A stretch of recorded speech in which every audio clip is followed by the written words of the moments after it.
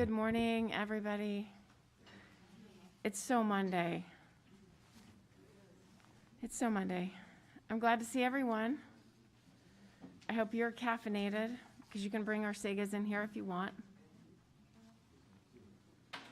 This workshop was very, very important to me for multiple reasons. One, I live on a hill, and so water just runs down into my basement, just nonstop. And two, our summer reading theme is Oceans of Possibilities, so we tried to have as many water-themed workshops as possible. And this isn't the ocean, but I thought it would be very helpful. Fayetteville is so hilly. A lot of us live in older neighborhoods that, you know, if your house was built in 1960, you couldn't foresee that you would have as many neighbors and that more than one of you would have a car and your garage would have to be bigger and somebody might want a pool. And so all these old school problems that we're facing, it really does impact stormwater runoff in all of our yards, and it's kind of a problem. So we're lucky enough to have Jane Maginot here to talk about it. She is from the County Extension Office at the U of A. She's been there 13 years. She's a stormwater education expert. I have this on high authority. And if any of you were here for the rain barrel workshop recently, Jane led that as well. And before coming to the Extension Service, this really fascinates me. Jane worked in East Africa managing water access projects. So getting people clean water and then helping everyone manage the water systems that they have to live with every day is a mega area of her expertise, and we're really happy to have her here. Also, Eric Fiesler will be here after a while. He is an environmental scientist, and he works at Olson Engineering. So he will be here a little bit later, and he'll be the second speaker. And also, Jane had some feedback forms on that back table. If you would fill those out for her, that would be wonderful. She would appreciate it. We also have some feedback forms on the back table for just library programming, and we really need that feedback. It helps us a lot. I mean, everything from, you know, could you add this in? Could you have more of these workshops? The room was too hot or too cold. I wish there was more coffee. Anything you want to add. And there's a little a box back there for you to return the forms. So just before you leave, fill out a form and drop them in that box. And I will turn it over to Jane now. Thank you. All right, so again, yeah, my name is Jane Maginot, and I work at the Washington County Cooperative Extension Service. I do want to introduce Brad Huffines, who's at the door. He's assisted me and helping us out with this workshop. So you might see him around, and he's also extremely knowledgeable on water and water systems, so you can catch him at breaks or whatever. Just to go a format of today, I'll be introducing the concepts of stormwater and how it moves, and some of the base principle ideas of something called low impact development. If you haven't heard that term, that's what we're going to talk about. Then Eric's going to come in, and he's my heavy hitter. So I get to like talk about the nice fluffy stuff, and he comes in and kind of brings in a lot more of the meat. So I'll get you introduced to the concepts, and he'll come in and tell you more of the tangibles of what to get done. And again, we do have an evaluation at the end, so please feel free to fill that out. And there will be a short break between Eric and I to give everybody a chance to get up and stretch their legs or ask a few questions. I know at a lot of workshops like this, people tend to want to really like on my property, on my property, on my property. We definitely encourage you to asking questions, but think about if it's a question that's going to be for the larger audience, or if it's something specific to your property, try to catch one of us individually, or email us. Eric works really closely with a group called Wild Ones in the Ozark chapters. They also do site visits, as well as we can come out and do site visits in accordance if it's available. But I'm going to hopefully give you guys some tools where you guys will have the knowledge yourself to go through some of the eyes and the ears of stormwater. So again, my name is Jane Maginot. I work at the County Extension Office. Who here has heard of the Washington County Extension Office? Yay, this is such a great idea. I thought we'd have some. So most people, when I ask that question, they're like, what is extension? So we are the education outreach branch of the University of Arkansas. Every state in the United States has an extension service. Every county in Arkansas has an office. Not all states have kept county offices. Arkansas has. And we mostly work with farming, agricultural, natural resource management. We do have a youth outreach with the 4-H program. A lot of people know about the Master Gardener program or our home economist clubs or some of our bigger groups. We do things like free soil testing. If you want to find out what the nutrient needs of your soils are, we do that for free. If your plant's sick, bring it in. We can tell you what the problem is. If you have a bug in your house and you don't know what it is and you want to know how to get rid of it, you bring it to us. We tell you what it is. So that's what we do. All of our services are free, and we are to get education out there. So always reach out to us if you need anything. All right, so we're going to move into stormwater here. What happens when it rains? So on a natural ground cover, when it rains, about half of the water is going to soak into the ground. A little less than half goes up into the air through evaporation. If you guys remember back to 4th grade science, there's a water cycle, it moves around. So about a half of it goes up into evaporation, and about 10% runs off. So runoff, that's any rain, snow melt that moves across our surface. So it becomes water that's moving across the top of our land. That's natural, with no development. That's what natural looks like. So it's mostly green areas with a few little houses. But that's natural. About half the water is going to soak in if it rains in an area like this. But as we start to develop and we start to build out, which means we're creating hard surfaces over the ground, which does not allow for water to absorb anymore, we're going to start generating more and more runoff. So this area right here, there's a lot of green space. This has been planned and developed to maintain green space. There's trees, there's grassy areas. But if we look at all the areas that can't soak up water, the impervious surface areas, what does that look like here? All the roads, the parking lots, the sidewalks, the building tops. We get into about that's about a 50% build out in this area. So only about half of the area here can soak up water anymore.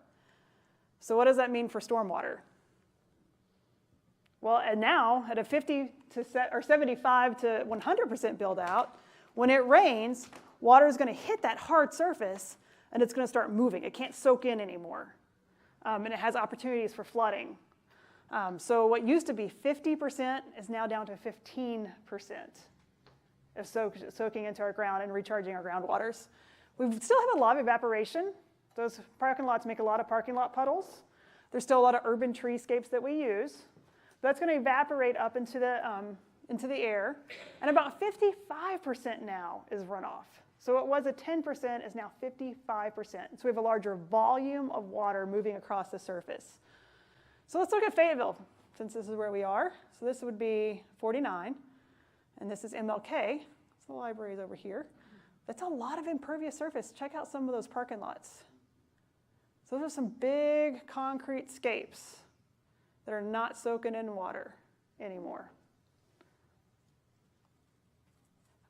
This is the city of Fayetteville in 1986. Let's see how it changes.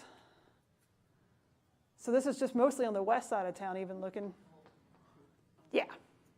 And this was 2020, is the most updated we have. We'll do that again, because that's a fun one. All right, here we go. So as we start to move, we're building and developing more and more hard scapes. Stormwater regulations in Fayetteville did not start until 1993. So before that, there wasn't much consideration as to what happens to the water when we build. But now there are permits and drainage permits and manuals that are put in place to help mitigate some of that water flow. But before that, it was fairly unregulated. So how much rainfall are we talking about? So here we are. This is the United States. This is Arkansas. In Northwest Arkansas, we get about 45 to 48 inches of rain a year. So Arkansas is the 8th wettest state in the United States.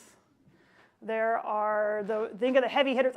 Hawaii is the outlier. It's the wettest, so that's fine. We get to that one, but it doesn't count really. But the 2 through 7 is all the south central part of the United States. Alabama, Mississippi, a lot of our deep south southern farming states. Those are our heavy rain states. When you move over to the western part of the United States, this area right through here, there are spots in Colorado and in the desert areas that get less than 3 inches of water a year. So we're at 46 to 48. There are areas that get almost none. I mean, we can't even imagine how water rich we are sometimes and lucky we are to have so much rainfall. May not feel like it this week, and I think it's going to stay the same next week. But so we have a lot of water moving. So where is that water going? How are we structured our urban environment to get that water away from our homes and our streets for health and human safety? So think about it, 45 inches of rain, if it were to come down on all these hardscapes, that water would flood out our houses. So we've put in these storm drain infrastructure. So there's an inlet, and there is its outfall. So an inlet is where the water goes into, and an outfall is where it comes out to a creek or a stream. So every storm drain inlet in Northwest Arkansas is tied directly to a creek or stream. It might have a bioswell or some kind of infrastructure in between to try to help clean some of that water, which we'll go into depth about in a little bit. But for the most part, it's going to go straight into a creek or stream. The only cleaning happening right here is that filter grate, which you can see has caught some of the trash that's come off of our streets. These are actually, while they're great in collecting some of those floatables, they don't collect any of our pollutants that might be in the water. And they're also a health and human safety concern because if for some reason there are some larger outfall or inlets out there, think about those big culverts, is if a child got stuck in there. So these are really kind of an old school way of doing them, and they're becoming more open, which doesn't catch the floatables anymore, but that is one way. So, so we have water that flows, now that 55% runoff is coming off of a roof, through a downspout, down a driveway, over a sidewalk, down a street, and all of that's being concentrated into this area. Our pipes are completely separate, so it's a municipal separate storm sewer system. So our sanitary sewer pipes that flush from your toilets, from your kitchen sinks, from your washing machines, that goes to the wastewater treatment plant, and that gets cleaned. And then released back out into a creek. This does not. Anything that's on our streets is going to go right into a creek. And you ask, well, why? Like, why is that? Well, there are cities out there that have combined sewer systems. And so the stormwater from the street, as well as the water from their homes, all go to a wastewater treatment plant, which sounds really awesome, right? Because then all that water is getting cleaned. But we have 45 inches of rain every year. Think of the size of a wastewater treatment plant we would need to be able to collect all that water and clean it. And then what happens when we get a 7-inch rain, which seems to be almost common now? That water hits that wastewater treatment plant and that infrastructure, and it can backflow up, creating sewage onto our streets. So older cities, New York City, parts of St. Louis, Chicago, those older built cities have combined sewer systems. And it creates really bad health and human safety concerns at a major flood because that water backs up and then you have sanitary sewage on your city streets. So that's why one of the reasons we went to this combined sewer system. I know I'm giving you a lot of backstory here, but I feel that it's really important to understand the why behind we do some of these things. So it's not combined, it's separate. Ours is completely, all in Arkansas. There are no combined systems in Arkansas. So ours is all new. All right, so where does the water go? So it goes into a creek or stream. And so these are our watersheds. Have you guys heard the term watershed before? Yeah. All right, so this is all the Beaver Lake watershed here. And then this is Illinois, the green. Bentonville's this is Bentonville right here. It's split in half. Half of it goes up to Elk River, half of it goes into Illinois. The Uchee-Spavinal, I know it's pronounced that way. Uchee-Spavinal goes over to Oklahoma. Fayetteville is split right down the middle. And Springdale is almost all Illinois. Rogers is almost all Illinois. Even there's parts of Springdale you can almost see Beaver Lake, but you're actually still in the Illinois River watershed because the way that our topography is. So you have, think about going up down College Avenue, Sycamore, those big high crested streets. That's what splits our watersheds. So why is it bad? Well, we know you guys probably are here because you know the flooding aspects of it. But there's also all the pollutants in there. So the floatables we talked about, litter, bacteria, so pet waste. The city of Fayetteville produces about 6 million pounds of dog poop every single year. And so that is based off an average sized dog, off the average amount of waste that's produced. We last did a survey, it was 2002, At that time, 30% of people in the city of Fayetteville picked up or 30% of the people of Northwest Arkansas picked up their pet waste. I really hope that number has increased dramatically since then. We would love to do a new updated survey to find out how much dog poop's getting collected, because if not, that is a large amount of bacteria and nutrients that goes into our waterways. Now in your backyard, not as much, a lot of it's gonna get absorbed into your backyard, but think of our trail systems. When we had some flooding, I think it was 2017, Sycamore Street apartments at Leverett flooded, and from the creek, from Skull Creek, and it was like a little dog bomb, like parking lot out there. It was just everywhere. So, because that trail was getting used a lot so much. So again, even since 2017, I'm hoping that people are being more active and proactive in picking up pet waste and disposing of it properly. So bacteria.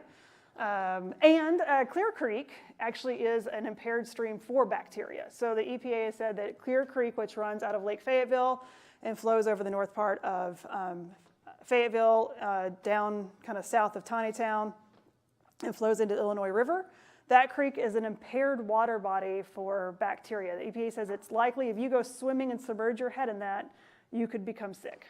So they say that you should not swim in there. It has lost a designated use, which is what's made it impaired.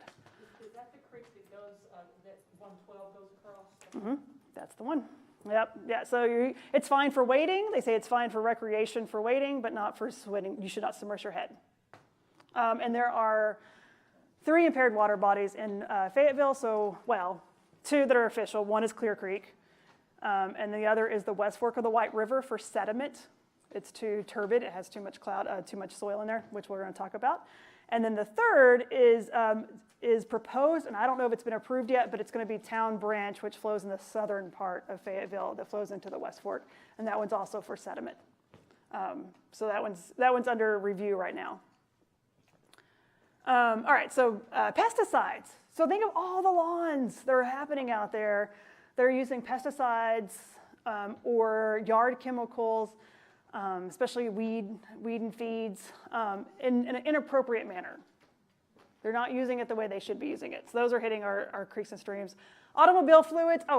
So automobile fluids. There are 210,000 registered vehicles in Washington County. So if 1% of those had an oil leak, if you guys have ever seen a parking lot after a rain and that rainbow sheen, yeah, that's all refined oil hitting our creeks and streams every time it rains. It's especially when we haven't had rain for a long time, and we have that first rain, we call it a first flush. When stormwater hits that, it's really refreshing and everything looks nice and clean, but all of that's going to end up right into a creek or stream. All right, so I'm going to concentrate on 2 here for the rest of this, which is nutrients and sediment. This is what happens when we have erosion leaving your house. So we have sediment hitting which is soil that gets suspended in water, and then nutrients. So let's start with nutrients and think about where it comes from. It comes from over-fertilizing or improperly fertilizing, which is why we give free soil tests at the extension office. We want you to have well-nourished lawns. It's fine to use fertilizers when you know what you're doing. And so a lot of people just go to the local home improvement store, buy their bags, and put it out on their lawns, not knowing what they need. We're in a phosphorus-rich neighborhood. We usually do not need phosphorus in our lawns. And we've worked really, encouraged strongly our local home improvement stores to carry phosphorus-free fertilizers, and they do now. And so what you do is you come to the office, bring your soil test. We tell you exactly how much is needed. We work a lot with landscape companies who are doing whole neighborhoods, because that's really a big impact if it's not being fertilized. So if your yard's over-fertilized, that water can become, when it rains, those fertilizers become water soluble and then get leached out and flow into a creek or stream. We talked about pet waste, so there's nutrients, just like you hear of manures being used in farming. Those nutrients are in all waste, so pet waste. This is grass clippings. Grass clippings and leaves do not belong down storm drains. They actually cause fish kills at the outfall, because when they hit those outfalls, they start to decompose and it sucks the oxygen out of the water. It's also a really bad hazard for anybody who rides motorcycles. If you've ever hit a fresh pile of grass clippings, it's like riding on ice. Over-fertilization again, those are granule fertilizers. And then soil itself, when we see erosion happen, not only is it dropping sediment and making our waters muddy, it's actually, our soils have nutrients. We talked about them being phosphorus rich. Those nutrients that are in our soil then become released in the water when our soil is eroding. So what does it happen to our water? So I really like the science of water, so I'm gonna try not to bore you guys too much here. But I am a novice. I am not a water scientist by any means. My graduate degree is in international peace and conflict resolution. I don't want to put out any pretense here that I'm a water scientist, but I have really studied a lot. I play one on TV for sure. So when it rains, all that fertilizer and runoff go into our creeks and our streams, and it feeds some of the plants that are there, one of those being an algae plant, which is a naturally occurring plant, but when it gets too much fertilizer, it grows at an unnatural rate, and you get algae blooms. If you guys have heard that term before. And so when they start to decompose, they suck the oxygen out of the water. The mass of the plants themselves died off to the bottom. It fills up the bottom of the lake. It sucks the oxygen out, and it gets this where am I going for? No. Hypoxic, that's it. I was like, I know that term. So the water becomes void of oxygen, and then the sunlight can't get in there to help the plants grow that need to be in there, because you have that algae scum on top of the waters. A lot of times I hear people call it the scum. And it smells really bad too. And it also increased the cost of treatment for drinking water. As you guys know, Beaver Lake is our drinking water supply, so a lot of our water from our urban areas are flowing up there. And it's going to increase the cost to get that cleaned. And eutrophication it's a natural process. This has been happening, it should be happening. It's part of our systems, but it's accelerating. As those nutrients are hitting our waterways, we're seeing lakes fill quickly and needing action a lot faster than what would happen in a natural setting. So dissolved oxygen, low fish populations, odor problems. It's pretty gross, and we see it happening very much so here in Northwest Arkansas. This is sediment in waterways. So this is what sediment, where it comes from is when it hits. So we talked about the volume of that 55%. Think about the velocity that water is moving at now. So we're getting it off from our streets and our driveways as fast as we can, so we can get ambulances down the street during a flood event, so people can drive home safely. And all that water is hitting that storm drain system really fast, and then it gets shot out into a creek or stream very quickly to keep the upland from flooding. But this is what's happening to our creeks and streams downstream, is it's hitting those soil banks and creating these cut banks. Right there. This one's actually been remediated. This is Gully Park. This was before they did the stream restoration there. And this is what it looks like. So if you guys have seen your yards and you see those little reels, that's what those are called. So that's erosion leaving your property and getting into the creek. And this is just a little rain event here. You can see in this neighborhood, this home right here is having clear water leaving it, and this home is having erosion issues going into the same creek. So it was a pretty contrasted spot there. Okay, you guys made it through. So that was the more you know. That's the stormwater education lesson. That's the why. That's the meat of what we're doing. So what can we do about it? How can we change? How can we change development? We're not going to answer those questions in here, because that's more back into our civil engineering friends and our planning friends. You do have access to your city council members, though. How many people here are the city of Fayetteville? Okay, so a good chunk. There is a proposed stormwater utility fee that's coming up. They don't know if it's going to go through council or not. They're still waiting on that. It's going to go through council. The council has the choice to either adopt it as is, or they have the right to put it out to the voters. So that probably in the next 5 years, you will probably hear something coming down the pipe from that. It's been in the works for a very long time. And the idea is that they're going to put in a utility fee that will pay for some of the infrastructure and drainage problems that we're having in the city of Fayetteville. There is no other city in Northwest Arkansas that currently has that. There's some other cities looking at it. Across the state of Arkansas, the city of Hot Springs and the city of Bryant are the only two that have that in place. So anyway, we're not going to go into how the city designed. We know what was done. We know the mistakes that have been made. So how do we move forward? And what can we do about what we're responsible for? So the runoff from our homes.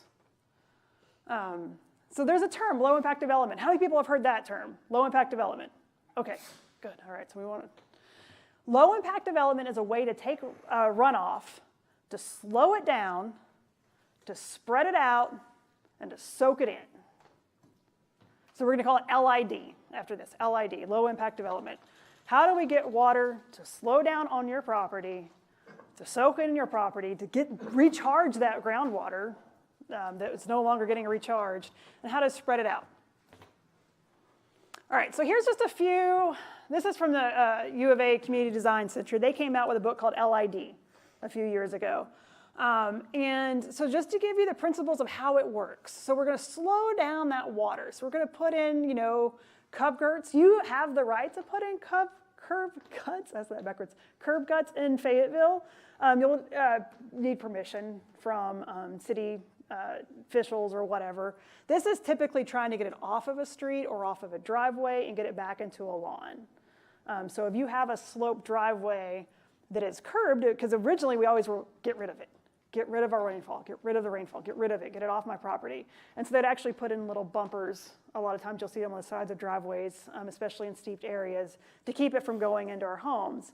But what that does now is that it's impacting your neighbor downstream even more because they're getting all of yours.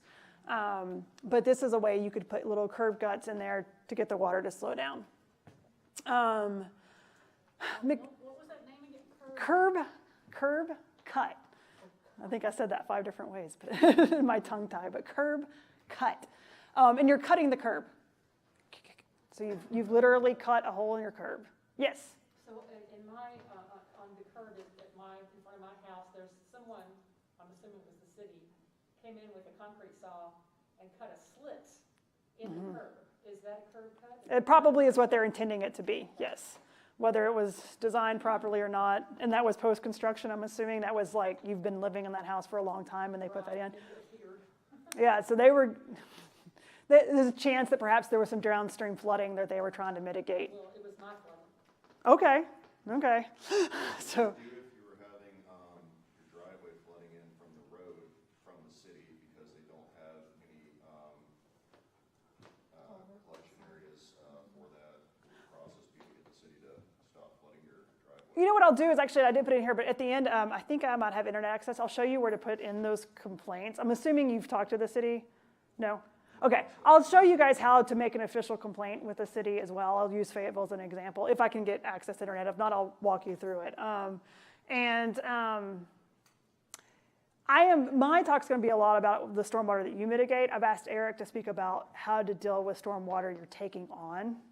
And so he's really going to hit a lot of those questions, hopefully, when he gets here.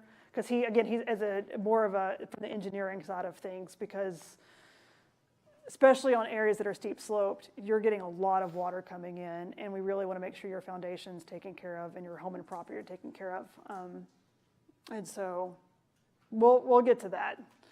And so mechanical, this is actually a detention pond. So this is something that has been put in, and these are dry holes. You see them a lot with, like, when they put in a Sam's Club or any building. They'll put in a building and then they create this area. The water flows into this holding area and then it slowly lets it out. So we've stopped that velocity. And then there's retention, which is more like a ponding area where you've created a pond that holds water and is made to hold water for a long period of time. So those are 2 terms. These are just kind of get you to introducing to the terms that we're going to use about when we talk about more of the things you can do at your home. And so this is filtration. So that's a grass paver. So it's a driveways with paver systems underneath that lets the water soak in. Filtration is a way of treating that water to get out some of those sediments and the nutrients. Grass pavers are great because they can take in those nutrients that might be heavier in our runoff. Biological controls of that infiltration. So this is a rain garden. Have you guys heard the term rain garden? All right, so we're going to talk about those a little bit. And that is a semi-wet, so it gets wet during a rain, and it's made to slowly percolate that water down into the ground. And you are infiltrating that water at this point. So it's not just passing through those plants like a buffer, but it's infiltrating the water into the ground. And then there's treatment. And these are plants that we use to actually treat the water. So our plants are great at something called phytoremediation. And they can take in that water, take out the pollutants, and then let that, our plants actually release water through evapotranspiration, and so they're letting out clean water. So that's the way that we can treat. All right, so the first step in looking at your home and property is an umbrella survey. So go out in a rain event, not post-rain event, not after it rains, but during the rain event. You might be surprised where you think the water's flowing and where it actually is coming from and where it's going to. So during a rain event, go out, take some pictures, look at it, take note of the speed of that water that's coming in. Try to get an idea for the volume of that water. So you might go out in a light rain event versus a heavy rain event. Get to know your stormwater. Know where it's flowing from, where it's going to. And then we're going to ask you to create a site map. It doesn't have to be this fancy. It can just be a little sketch drawing. So draw it out. Where is the water coming from? Where is it going to? And how are you impacting it? Where are your rooftops? Where are dog runs that might be in compacted soils? Where are, if you have a compost pile, is it near a stream or a drainage area? Do you have vegetable gardens? What area is there an external drain? So if you're near a street, is there an inlet nearby? Is there a drainage easement or right-of-way through your property? Look for those things. Know where your creeks are. Know what's around you. Know the water. Get to know it. So how much water is coming off your roof and off of your land? So again, this isn't your run-on. This isn't what you're taking. This is what you're generating. So what you're taking in. So determine your roof print. This is a bird's eye view. You're looking down at your property. Don't think about your sloped roof. Think about looking down as a two-dimensional. We're going to take your property, turn it 2D, and look down on like a Google Earth map. And you're going to multiply all your impervious surfaces with your length times your width. This doesn't have to be exact, and you don't have to do it. To me, it's kind of interesting to know what your runoff calculation is. So an example, if your roof print is 25 feet one way and 40 feet this way, you're just going to multiply your length times your width. And so you have 1,000 square feet of hard surface. But don't forget to do your driveway, your sidewalk, if you have patios, concreted areas, and again, soil that acts like concrete. So dog runs, places that are compacted, even if you're driving on it, it's a driveway. We have a lot of clay soils here. It doesn't take much to compact it and basically create concrete. People are like, oh, my gravel driveway is impervious. I'm like, how long have you been driving on that gravel driveway? It probably does not soak up a lot of water. So, add all those up. Doesn't have to be exact. You can even count it off with your feet, just to give you an idea. So what you're going to do now is you're going to take that square footage and you're going to multiply it by 0.623. That says that every 1 inch rainfall is going to generate 623 gallons of water.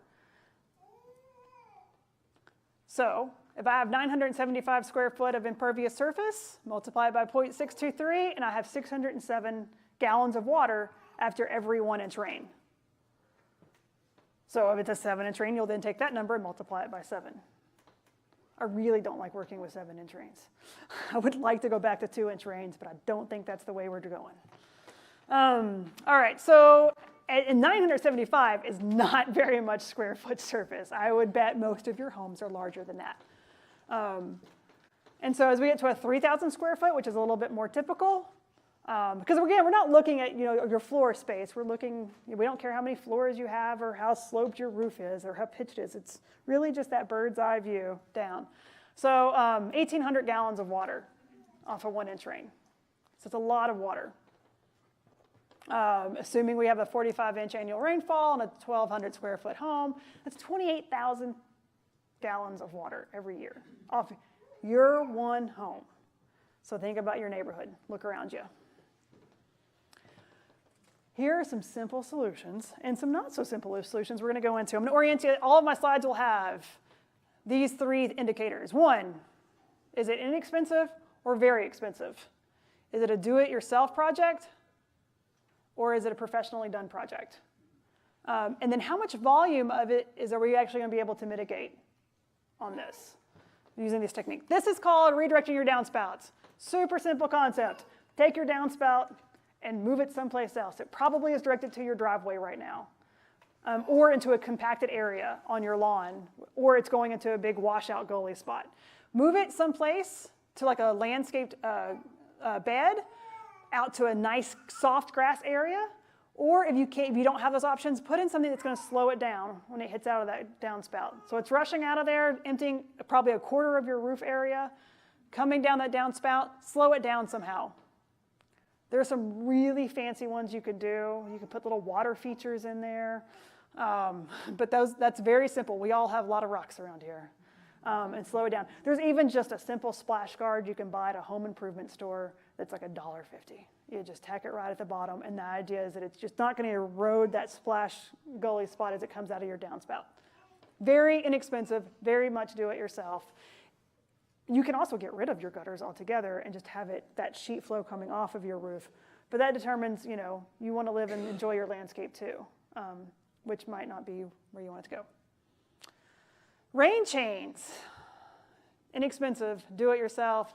Not much volume being, but they're gorgeous and people like them and it's something you can do. So it's raining, the water's coming off your downspout. You've now removed your entire downspout and put in an obstacle for that water to meander through. So they typically have a cupped up cup movement in there. So the water is hitting it, coming up, hitting it, coming up, hitting it, coming up, hitting it, coming up. And then it has a bowl trapment at the bottom, which is slowing it down and not creating a washout. It is very important to make sure it is downsloped from your home and your home is properly graded because you do not want to flood your house out. So this one's on a rise, so that's very easily done there, but this one has a big, I think this one actually has a rain barrel it's flowing into. These you can buy online. I've heard Tractor Supply has them now. But again, you're not really cutting down your volume here. You're not solving any drainage issues, but it looks nice. And you did something. Rain barrels. So we mentioned rain barrels. These are 55-gallon drums. Typically, they range in sizes, but that standard is about 55 to 75 gallons. You can buy them from stores or online. You can make them yourself. There was a rain barrel handout fact sheet. We ran out of those. I'll show you where you can get more. But these are inexpensive ways to gather 55 gallons of water for you to then to slowly disperse. 28,000 gallons of water is coming off of your roof. On a 1-inch rain, 623 gallons on 1,000 square foot. This is 55 gallons. So again, our volume is pretty low, but make sure it has an overflow. So there's a little hose there and it flows off into these little grassed areas. You're at least slowing it down. It's a drop in the bucket in almost a very literal sense of a way. But you can chain them up. This guy's got it worked out, or gal has it worked out where they've chained them all together. You're increasing your head pressure, you're getting more water, you're catching more water. So there's a way to do that. There's also those 275-gallon tanks you can now find on Facebook Marketplace. Just make sure they're food grade because you don't know what's going to be inside those. But those, you might see them, they're 275-gallon white tanks with aluminum framing around it. Same concepts. Rain barrel on steroids, cisterns. This is so we have this, it's getting a little bit more expensive. They can be very expensive, especially if you hook up gray water to them. But then you've got your home in a closed system where you can use gray water to do things such as flush your toilet. You don't have to use treated water. We're very rich in an area that we can use treated, cleaned water to flush our feces down. That's pretty elaborate. So you can use gray water for that. Or they can be below ground, so all you see is this little black cap. And so all these gutters are guttered right into there, catching all of their roof and their impervious surface is going in there. There's an elaborate little pump system in there going back into their gray water. You can see they have a little sink as well as a washer and dryer. Not drinking water. This isn't for drinking water. This is just be for gray water. But everything else would still be covered in that. And then below ground is there, or you can do above ground. 1 gallon of water weighs 8 pounds. So if you have a 3,000 gallon cistern, you need to make sure that that has been put in a stable area that can hold that weight. It needs to have some kind of surface. You're not going to just put a cinder block underneath it and hold that up. You need to make sure it's level and it's not going to tip over. And so that's where I get into it's not quite something you can do yourself unless you happen to have expertise. But you can put that in. And also just for irrigation, you can put little pumps on those and irrigate all your landscaping with that. Eco-Modern Flats in Fayetteville, right around the U of A, they have that. They have above ground cisterns off their rooftops that they use to water their landscape. So this is getting more into the heavy hitters. Dry wells and French drains. You guys have probably heard of French drains. They're good. They've been used a lot. They're kind of the tried and true way of getting drainage issues solved. It's perforated pipe with pea gravel around it and a trenched drain, usually then copped right back over so it doesn't impact your landscaping. You've got a grassy area. You're really just moving water from one spot to the next spot here. There is some infiltration possibly happening if installed correctly, but eventually that's probably going to get clogged. But that's the idea, is you're moving the way, you're getting rid of your drainage problem and probably putting it out into the street. Which again, if that's what you got to do, it's allowed, but you might be creating a problem downstream from you. These are dry wells. Have you guys heard of these?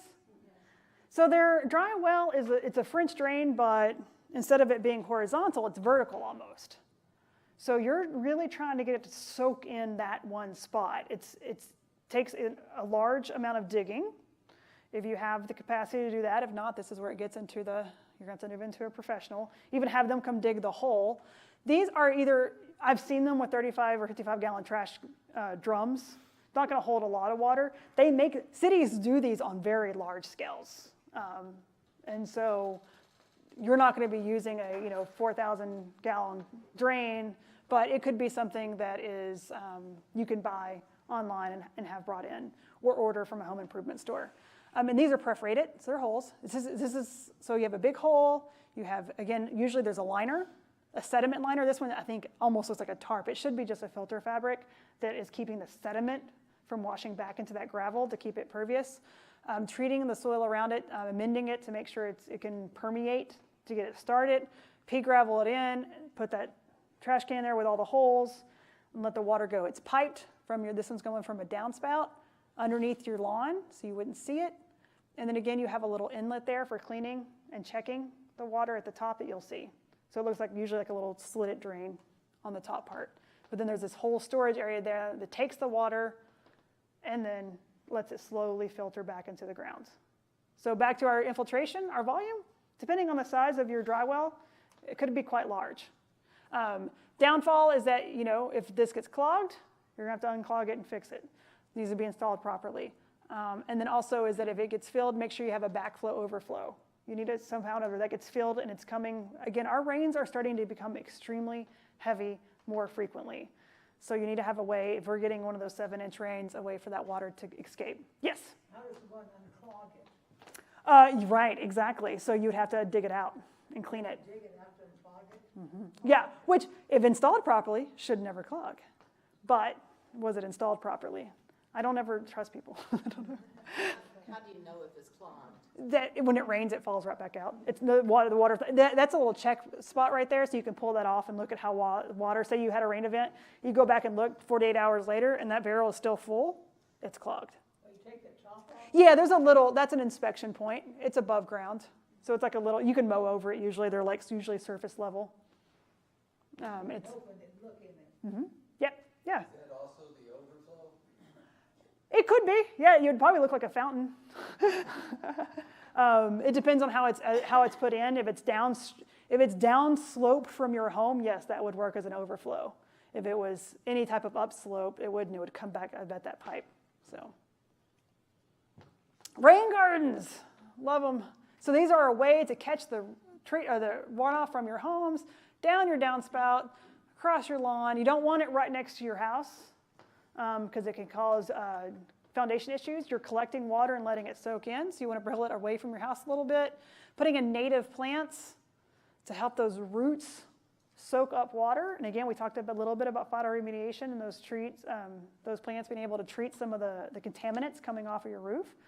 So if you have a shingled roof, there's heavy metals coming off of your roof as well. So those plants can help in that.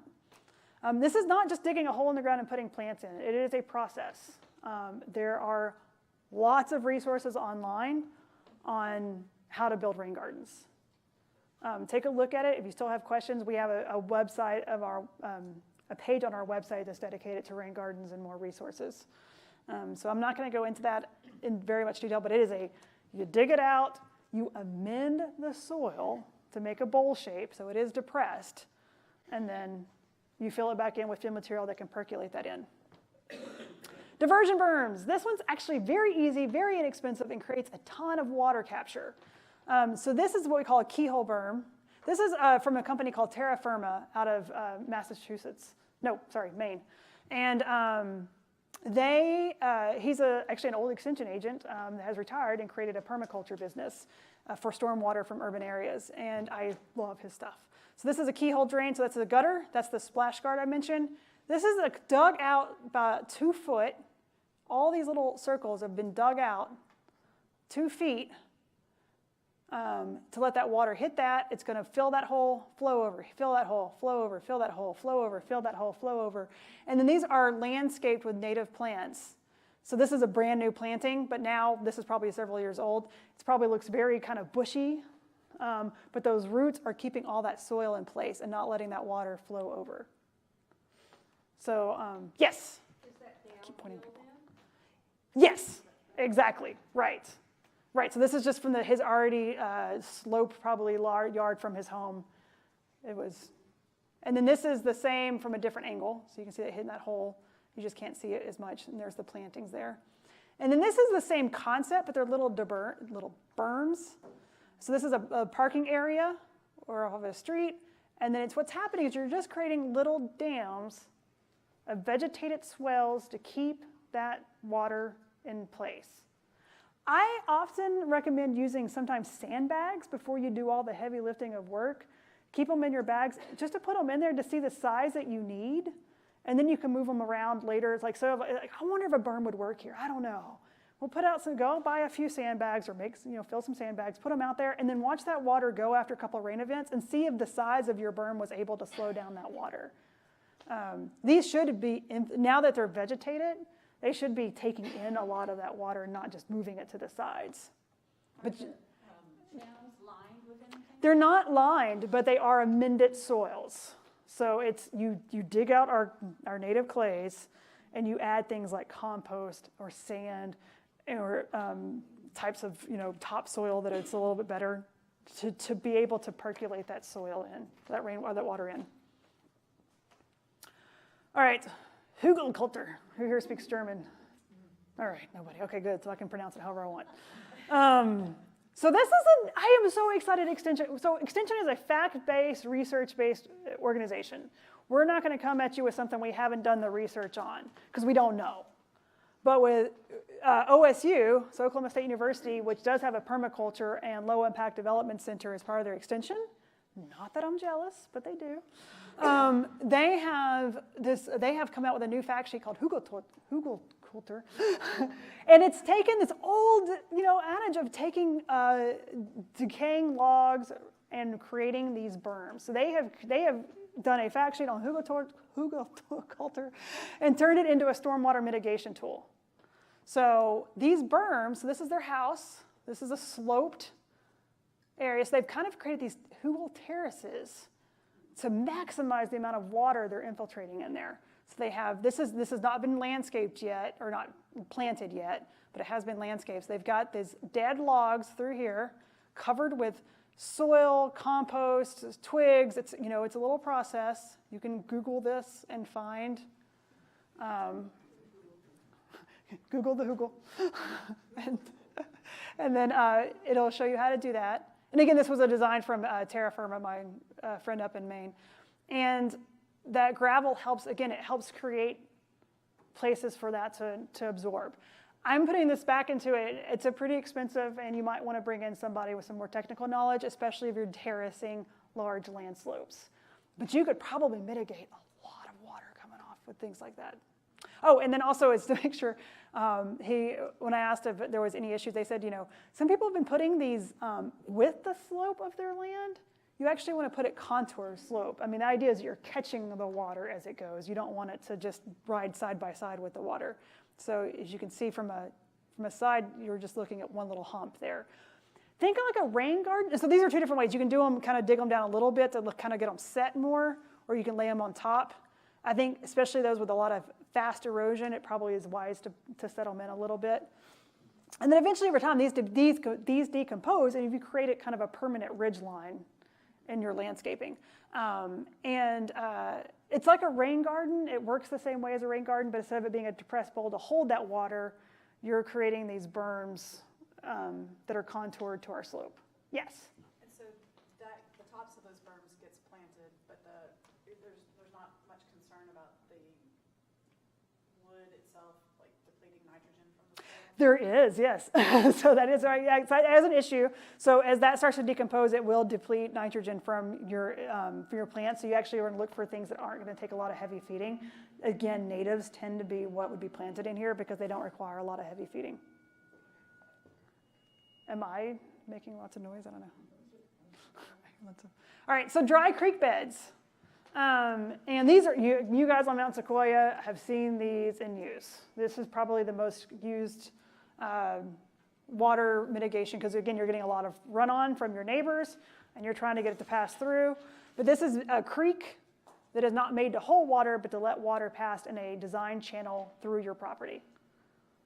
With the added goal of trying to percolate at least some of it. A lot of it on steep slopes, it just is, I think, an intangible goal because you need that water to move. It's not going to flood. So much so that many of the ones that you'll see on Mount Sequoia are actually underpiped. They'll have an underdrain going through them. So it's basically like an exposed French drain. Again, it's a tool and it's one commonly used and it can be gorgeous in landscaping. It can be the feature of your landscaping. So instead of taking that water and making it an eyesore, you've created a beautiful landscape around it.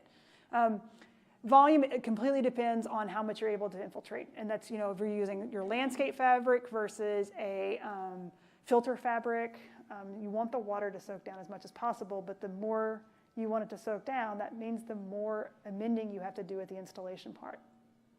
And how do you keep weeds out of that? Yeah, that's why a lot of people go down to putting that landscape fabric down, which then you're not capturing any water anyway. Yeah, seeds. Yeah. I see a lot of people end up using Roundup. That's what I see. They spray them all down. Because if not, you're out there, you're hand weeding. Yeah.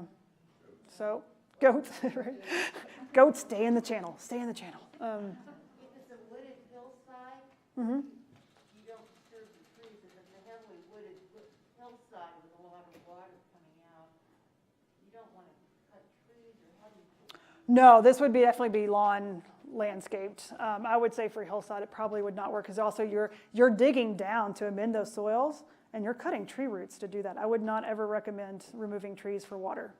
With permits, would you even do that in Fayetteville for a dry creek bed? Depends on where you are. Are you on Mount Sequoia? No. Then probably not one. I don't know. Go out and start doing what you do. That's why we have a lot of flooding and mitigation problems. I would definitely call with the city to make sure. So don't quote me on that, but Always do 811 before you dig? always do 811 before you dig anywhere, because that's just going to save yourself. Yeah. We just installed a dry creek bed, dug way up. Well, we did call and get all our lines drawn and everything. Perfect. Yes, absolutely. Yeah, rain gardens, anything. But are you in Fayetteville? I am. We Did- did this and a rain garden. And did Very end. no permit needed? Yeah, I don't believe that. Not for if you're. Down to the city and they said I didn't need for the size I have. Okay, right, yes, and yeah, there is definitely a size component to it, but, because the idea is that you're trying to keep water on site, which is going to help the problems that they're having already with flooding.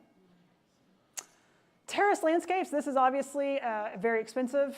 Unless you own a backhoe, I would put this in the professional, but it's Arkansas, you never know.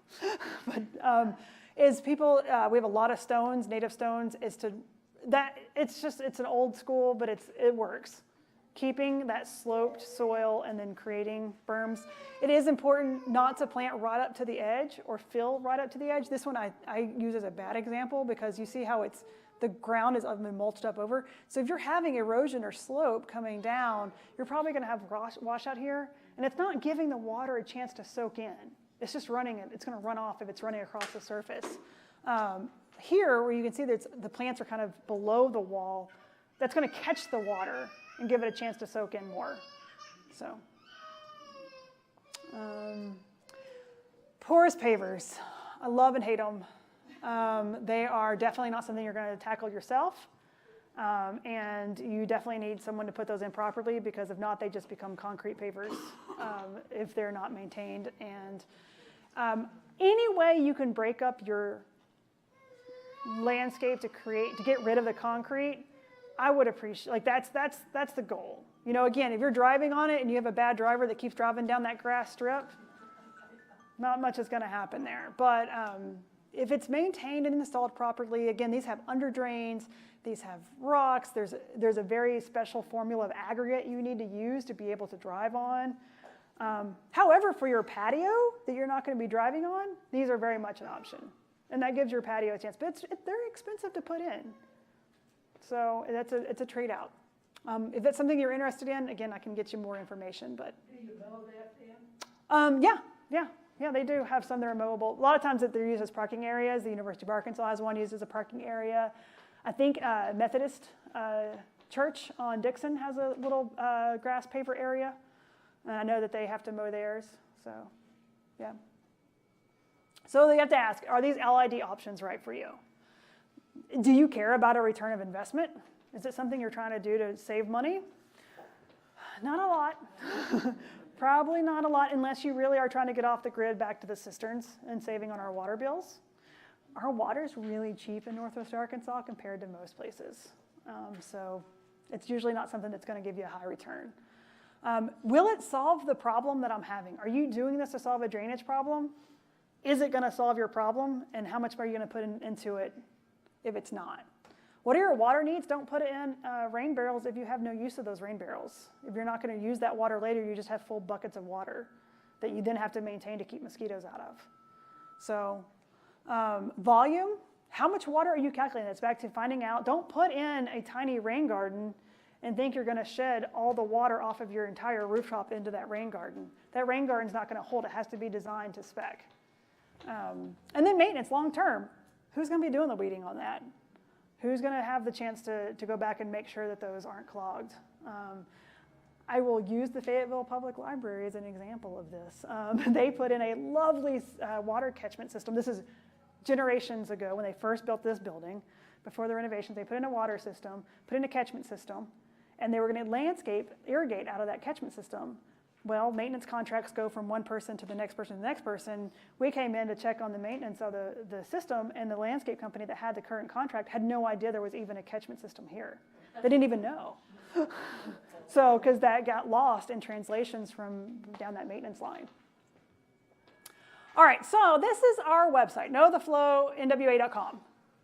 This actually is going to walk you through that, how to do your sitemap, how to do a lot of those, every BMP I talked about, so best management practice that I talked about, is going to be listed under this section. And it's going to take you to a PDF that's going to give you more detailed specs on how to do it. And then if you want, it has that calculation of how to calculate your runoff.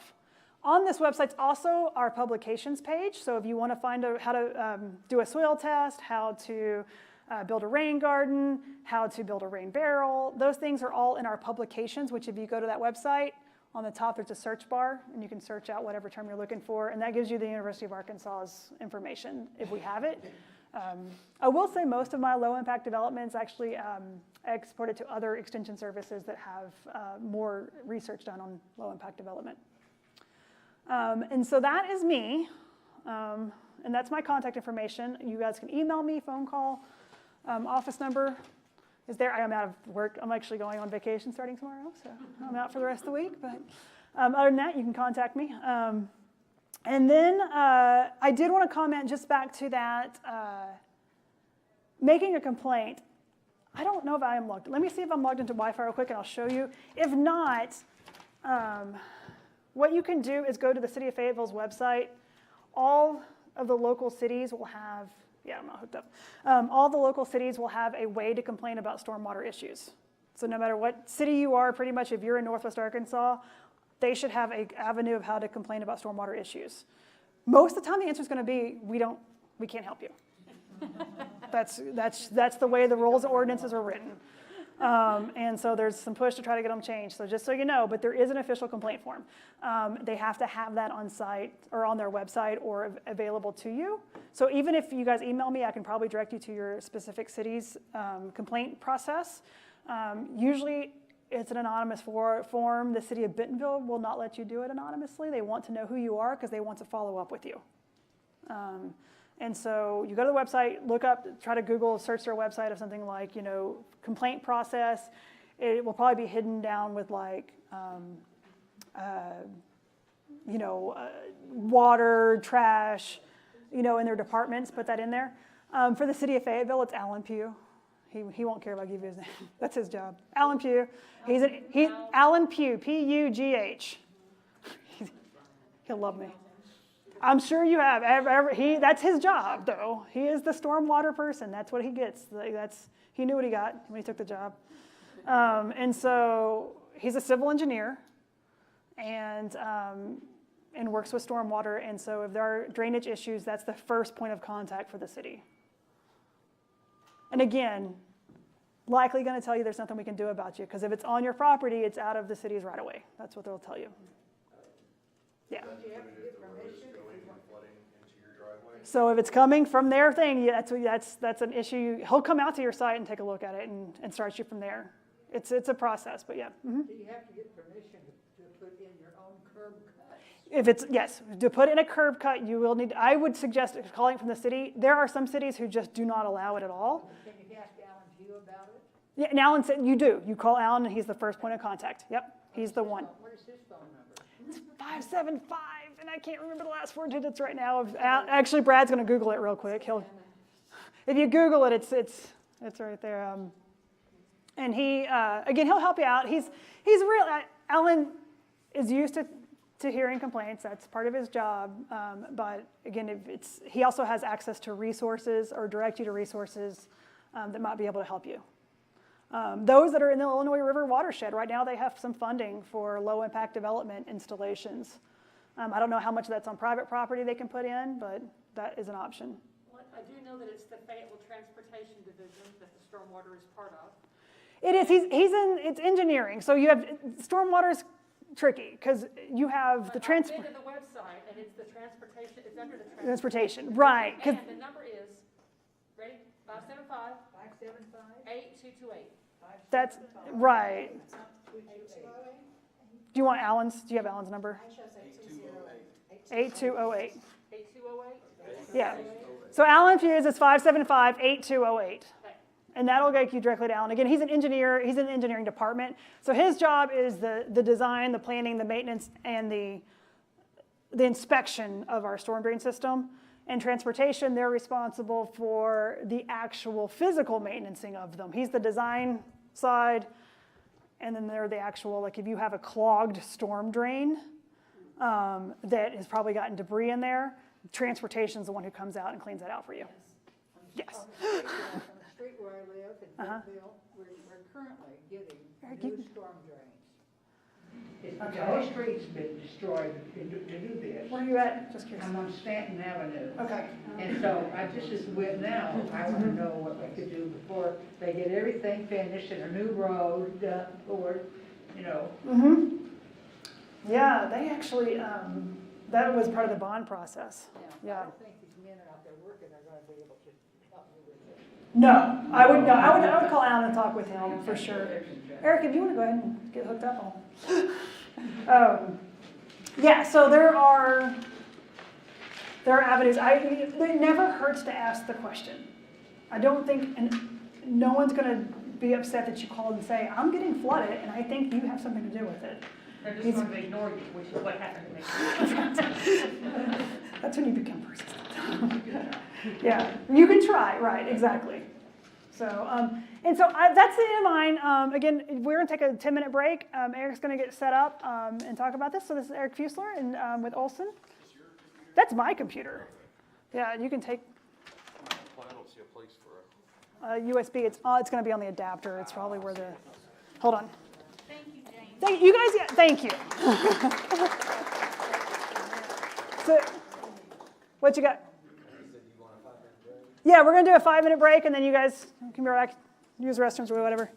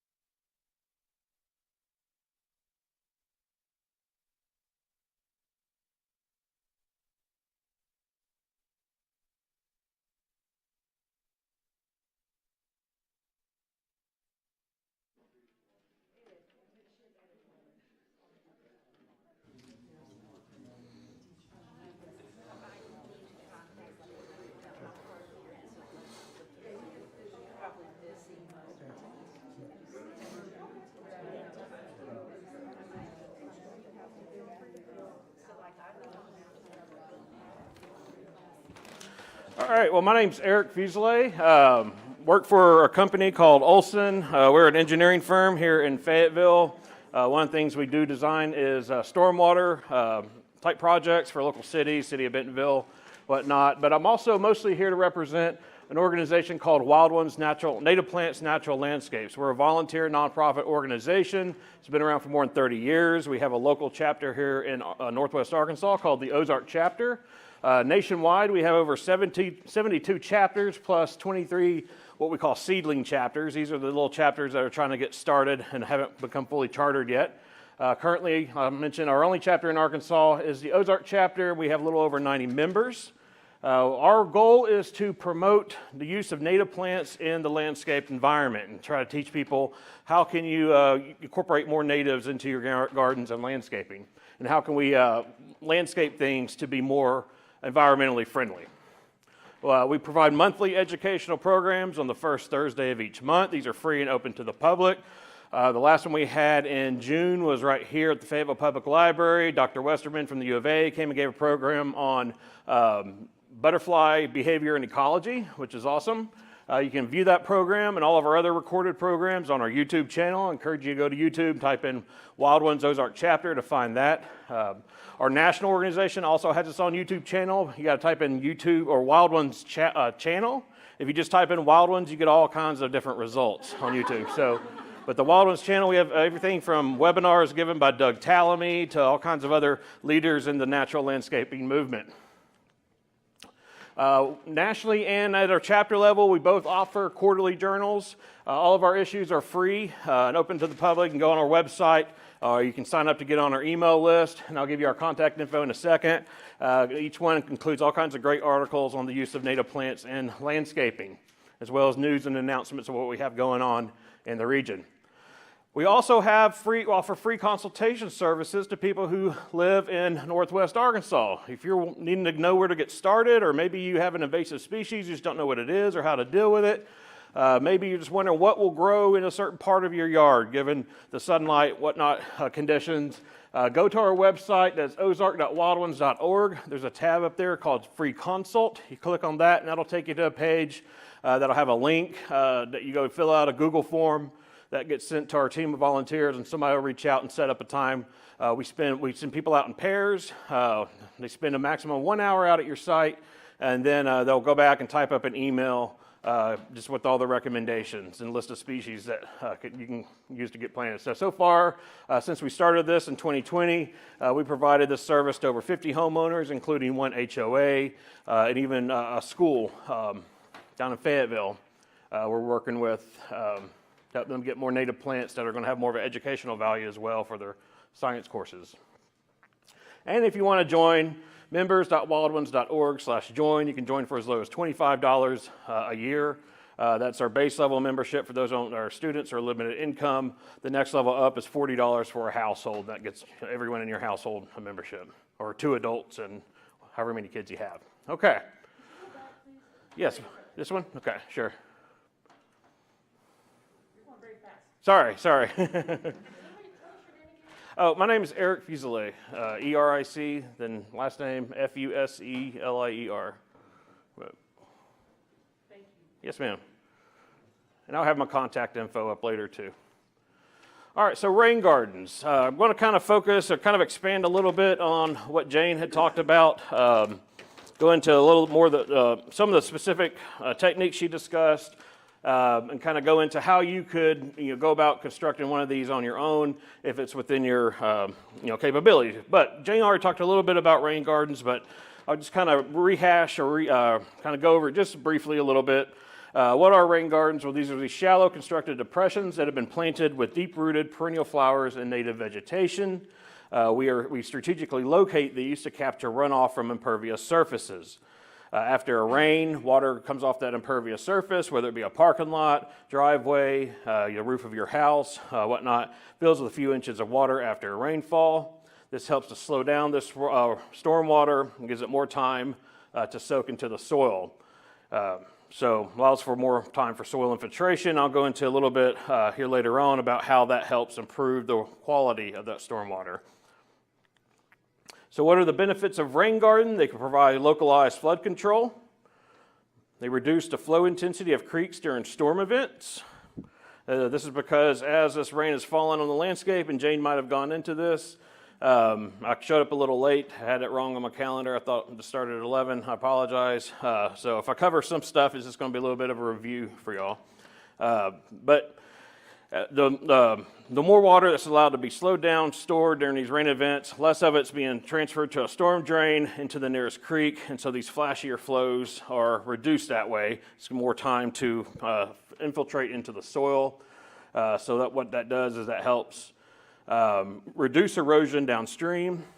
Also, as it's going into the soil, there's all kinds of biology, microorganisms, plant roots, plants themselves will help take up and break down some of these contaminants. So this helps improve stormwater quality. It also helps recharge groundwater supplies. The more water that's going into the soil, more of it's reaching the groundwater. As the opposite is if more of it's running off, less of it's getting into the soil, recharging groundwater. And here in Northwest Arkansas, where we have that karst geology, that groundwater supply is really important for maintaining like Ozark cavefish populations, certain populations that are threatened and endangered. So you go out to Cave Springs in the Illinois River Watershed Partnership. They have a cave there that water's coming out of, but in that cave is the largest, I believe, known population of Ozark cavefish. And so a lot of Northwest Arkansas is within the recharge area for that cave ecosystem. So here in Northwest Arkansas, the more that we can encourage stormwater, if you want to call it encourage, to soak into the ground, the better off those cavefish populations will be. Also, the more that we're recharging groundwater, we're also helping sustain creek flows during the dry months. Perennial and intermittent streams are a large part of what contributes to their flow is the water table. So when that water table is high, or can stay high for as long as possible, then these streams can flow longer throughout the year. Perennial streams tend to flow typically throughout the year, but intermittent streams will often dry up during the dry summer months. So whenever that water table gets down below the bed of the stream. Another benefit of rain gardens, especially if we're using native vegetation, is they provide habitat for birds, butterflies, beneficial insects. Can also enhance the beauty of your yard or neighborhood or business, depending on where you want to put one of these. All right, so what about the history? A little bit of history of rain gardens. And I had a water right around in that door in a glass. Would you be able to, my mouth is drying up. Need a rain garden for my mouth. There. Thank you. You're good.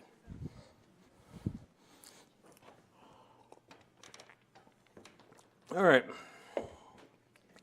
So we don't have to go too far back to where rain gardens were first conceived of, just as far back as 1990, or as my kids like to call it, the late 1900s, because they like for me to feel old. But in 1990, Somerset, Maryland, there was a subdivision originally designed with stormwater detention ponds, curb and gutter, and sidewalks. You know, the typical, or I won't want to say traditional method, but the 20th century way of dealing with stormwater, these curb and gutter systems like you see in that photo there. However, every way they kept designing it, they kept running into it being way too expensive to develop, and every company that tried to develop the subdivision would succumb to bankruptcy. So they decided to replace these stormwater management features with open drainage swells, and these are basically linear rain gardens, areas that are meant to transport stormwater while also slowing it down and giving it more time to infiltrate into the soil, as well as rain gardens on each lot. And this is where that idea was conceived of. The goal was to mimic the bioretention, was to design bioretention to mimic the naturally occurring functions that existed in nature before humans began to alter the Earth's surface features. And these are some photos of these rain gardens. They weren't all using native vegetation at that time, but the idea of the rain garden began. So the HOA maintains the rain gardens that are located in the common areas and ensures that the homeowners maintain their individual rain gardens. So I've always never enjoyed the idea of living in an HOA where they, dictate how you do things in your yard, but this might be one that I wouldn't mind living in. So The homeowners would sign an agreement acknowledging that they are aware of the function of those rain gardens, and they would be provided with education on the purpose of the rain garden as well as how to maintain them.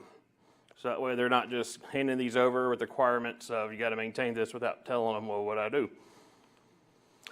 This provided a cost advantage. So the reduction in infrastructure and the construction costs facilitated a cost-effective development of that subdivision. So this reduction allowed also for wider roads to accommodate pedestrian traffic. So it was just an all-around win-win. And ever since then, you get this idea, they eventually became termed the rain gardens, and the idea spread out from there and became adopted by other cities, landowners, whatnot. So if talk a little bit here about rain garden planning and design, and part of this is also going to apply to other stormwater type landscaping, whether it be bioswells, terracing, that sort of thing. So first of all, what do? We choose a location. Always need a location. Maybe you have a low area in your yard where water's already wanting to drain to, all right? Jane probably mentioned conducting an umbrella survey. So you go out when it's raining, you're getting a good rain, see where's water already like to flow to. Now, if you have an area where it's collecting and it doesn't seem to drain well in that area, then you need to make note of that because you might have to replace the soil so that it drains better. But what this does, it at least allows you to see where does water already like to go. So these low areas in your yard that tend to puddle, may need to replace the soil. You can choose a location, say downstream of the discharge point of an impervious surface. Here you have this curb cut that lady had mentioned earlier. So it's right by, it looks like a roadway, accepts stormwater from the roadway into the rain garden there. So once you've decided on your location, of course, you always call 811, or is it 311 around here? I can't recall. So they can come out and mark any lines. Also keep it 10, 15 feet off of a foundation of your house as well, so you don't want water puddling up around your house. Then you need to determine the soil texture that is at that location. Soil texture refers to the combination of sand, silt, and clay particles in various proportions. If you have too much clay, that's going to prevent water from being able to infiltrate the soil. It's going to make it difficult, it's going to puddle more. So you want to be able to have enough infiltration. One way you can determine the amount of clay that you have, or if you have too much clay or not, is called a ribbon test. And I believe there might still be someone from the extension office and come out and show you how to do a ribbon test on your soil. But basically you just take a handful of soil, you moisten it, pull it up, push it all together into a ball, and then you start to push it between your thumb and index finger to form this ribbon here. And if that ribbon is longer than an inch, you probably have too much clay in your soil. You want it to be less than an inch, or to not ribbon at all. If it doesn't ribbon at all, you probably don't have enough. So between 0 and 1 inches. Typically, if it's a pure sand, it will not ribbon at all. And pure sand's not going to do well for a garden of any kind. But whenever it's an inch or greater, you're getting into soil class textural classes that are going to contain too much clay, like clay loams and silty clays, sandy clays, that sort of thing. So here is a diagram that shows the different soil textures and how they affect permeability. You have the sand, you have these larger sand particles. Sand is basically the type of soil mineral particle that is the largest. Because they're larger, they have larger pore space in between, so water is able to get through there much easier. A sandy loam. Loams have a more or less even mixture of sand and silt. Silt are those particles that are, not quite as big as sand, but not as small as clay. These are going to be ideal for a rain garden. You're going to have moderate infiltration. Clay particles are much smaller, so the pore space is much, much smaller in between these. Water has a more difficult time getting through these. And so what you end up is ponding or even runoff. So, like I mentioned, sandy loam is going to be the one you're going for. If you don't already have a sandy loam there, hold on one second. Okay. What can you do if you don't already have a sandy loam there? Well, one thing is to add compost. Compost acts as a natural glue. binding a lot of soil particles together, will help kind of clump up some of that soil and help facilitate more infiltration. That can be kind of difficult, just depending, like if you're trying to till in something that's pure clay, that can be a lot of work. Depends on also how deep that clay goes. It might go deeper than you can till or work it in. Same with sand. You can add sand to your soil. That's a great thing about soil texture is it can be changed. Or loamy topsoil. You want to make sure that loamy topsoil, if you do order it, does not contain any clay though, or very little clay. Yes, Diana? How deep are we talking that we have to look at this soil bed? Because I think if we're looking at, in our subdivisions, we've got maybe a topsoil, and underneath it's the native soil. Yeah, and typically rain garden, you typically design a rain garden, or at least a soil part, 3 to 6 inches. It just varies, and then you could have an underdrain pipe, and I'll go into that here in just a little bit to help if you can't go any deeper than that, or if you're limited by depth on how you can facilitate additional drainage as well. But typically 3 to 6 inches is what you're looking at, yeah. So if you're wanting to just put together your own soil mixture, say you've just determined that the soil there is not going to work, so you're going to need to excavate out the native soil there.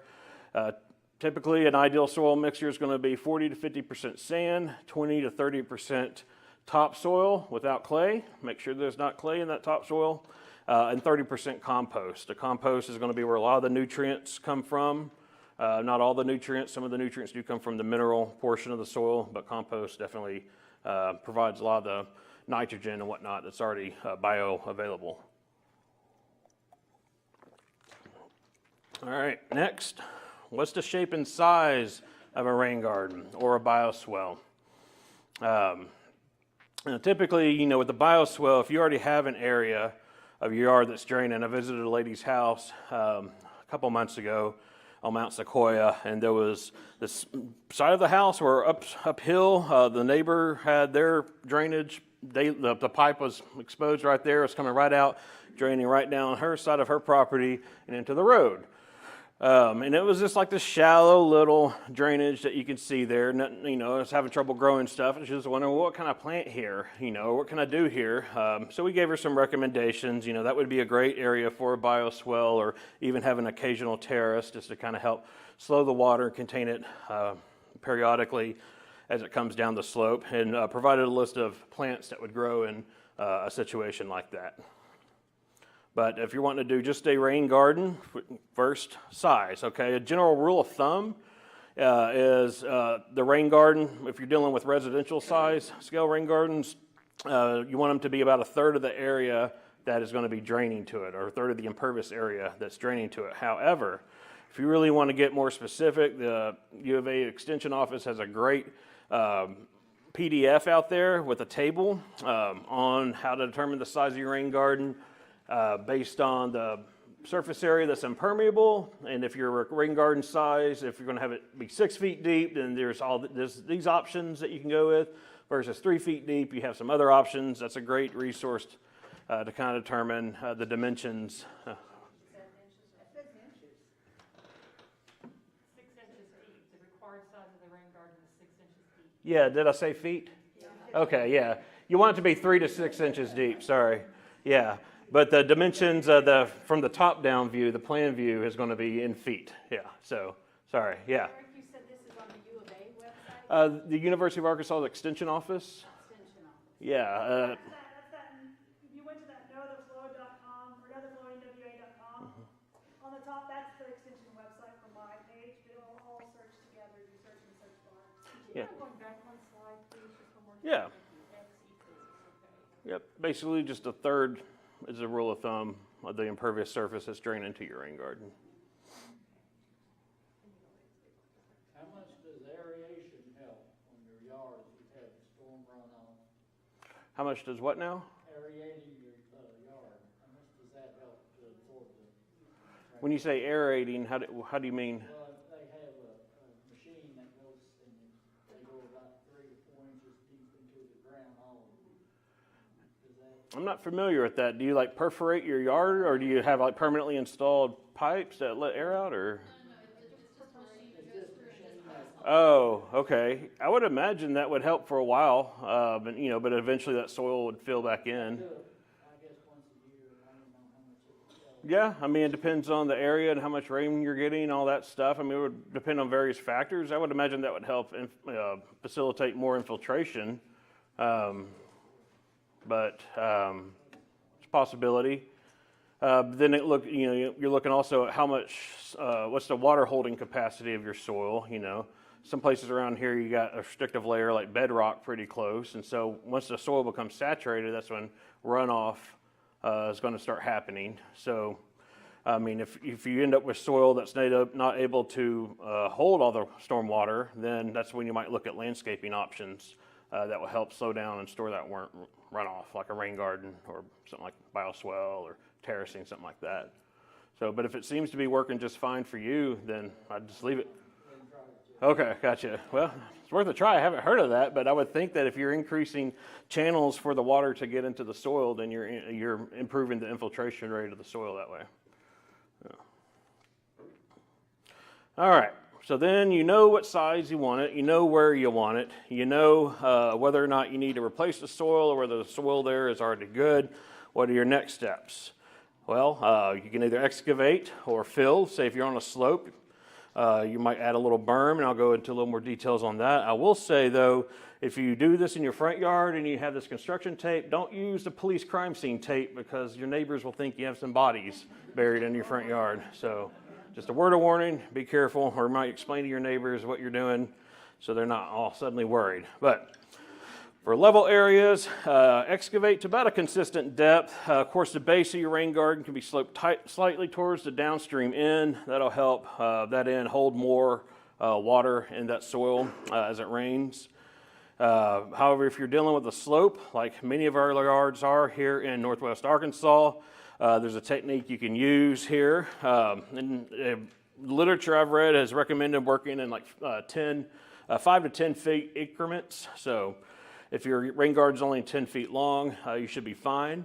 This will basically, you stick stakes on either end, tie a string between those, make sure that string is level. You can have a level out there. The longer the level, the better, to determine how level that is. And then you're going to work your way down from that. So that gives you a constant elevation that you can measure down from to make sure that the base of your rain garden is a constant elevation or slope slightly towards the downstream end. So maybe, 5 inches down or 3 inches down, or you got to take into account the height of the stake, of course, too. But you want to go 3 to 6 inches into the dirt, and then, you might go a little bit deeper on the downstream end. So, and as you're excavating uphill, move that downhill to kind of create that berm. So here's an example with a less severe slope. Versus an example with a more severe slope where they not only excavated and used a fill for the berm, but they also had to kind of build up the slope on the downhill side there, kind of get something that's consistent throughout. All right, what about some other considerations? What else do we need to think about when we're designing or constructing our rain garden? And that's where underdrains come in handy. These are good when you're near sensitive infrastructure or the potential for flooding is likely. This involves, basically you have that rain garden cross section. Earlier, this is the dirt that's water's filtering into. Then you have a drain pipe here covered with this aggregate, what's called a filter material, filter blanket over that drain pipe. This drain pipe is typically perforated along through it. That way, as water filters through the soil, it's able to get in that pipe, flows through it, and then leaves it off-site. So here's a stormwater coming off an impervious surface into the rain garden. So these are also good when you're filtering stormwater that originates on gas stations and other pollutant hotspots. However, depending on the level of contaminants, you might need an impermeable liner below your rain garden to prevent contamination of groundwater. So just keep that in mind depending on what's near where you're wanting to build this thing. Also, soils with inadequate infiltration rates. Say it's just everything you've tried, nothing seems to be working. You can't get that soil texture how you need it. And so installing an underdrain just might be your an option. Last resort kind of option to get this thing to drain right. maybe your rain garden just seems to be ponding too much and is becoming a source of mosquitoes. And then there are elevated underdrains, similar concept, except the underdrain itself is elevated a little bit more from the bottom, and the more of that aggregate filter blankets put below it. These are handy when the nitrates are concerned, so excess nitrogen coming from fertilizer, farm field where manure or whatnot's put. Something, if you have a neighbor that is having uphill from you that's having their yard sprayed with nitrogen fertilizer from time to time, that sort of thing. And it's that fluctuating anaerobic, aerobic zone. Anaerobic meaning lack of oxygen, aerobic, oxygen is present. That helps facilitate the denitrification process. And the reason for that, basically when water comes in, it fills up this area, then it's all anaerobic. You start to have these anaerobic microorganisms that are involved in the first part of breaking down those nitrates into gaseous or volatile forms, and then they turn it into, I can't remember which form it is, but then as the water goes down, and I bet Brad or Jane could be able to tell you the chemical form names, but then you get the aerobic organisms take over, and then they continue the chemical reaction to convert it to gaseous nitrogen forms, and then it can kind of go into the air. So you want that alternating water level in that sort of situation. So that's why you put the drain pipe a little bit higher, because it helps get the water off, so you can kind of create those conditions. Another thing is your inlet here. You can install an inlet that's at the elevation that you don't want the water level to go beyond. So that way when the grain garden fills up, it goes into this inlet and then goes to your drain pipe and off-site. So that's just kind of one way of controlling the level of water in your rain garden during those heavy flows. And you see back here, like here is the outlet that, as it fills up too, water will exit the rain garden here. And sometimes you can put a bioswell on that end. When I was at my previous company, we would design our rain gardens with a bioswell on to where as the rain garden would fill up, it would then overflow into that bioswell that would provide a little more chance to slow down the stormwater and let it filter in through the soil before it entered. This was one near Beaver Lake, so we're just trying to give it every chance we could to improve water quality before the stormwater coming from an area was entering the lake. And then to assess your rain garden function, this requires going to the Web Soil Survey, which is a website maintained by the Natural Resources Conservation Service. If you Google Web Soil Survey, it usually comes up. And you get on there and you look at your, you'll have to create what's called an area of interest. So you start off with this GIS kind of map. It's kind of clunky of the United States. You got to zoom in to where your property is or where you're planting your rain garden. And then you create an area of interest around the area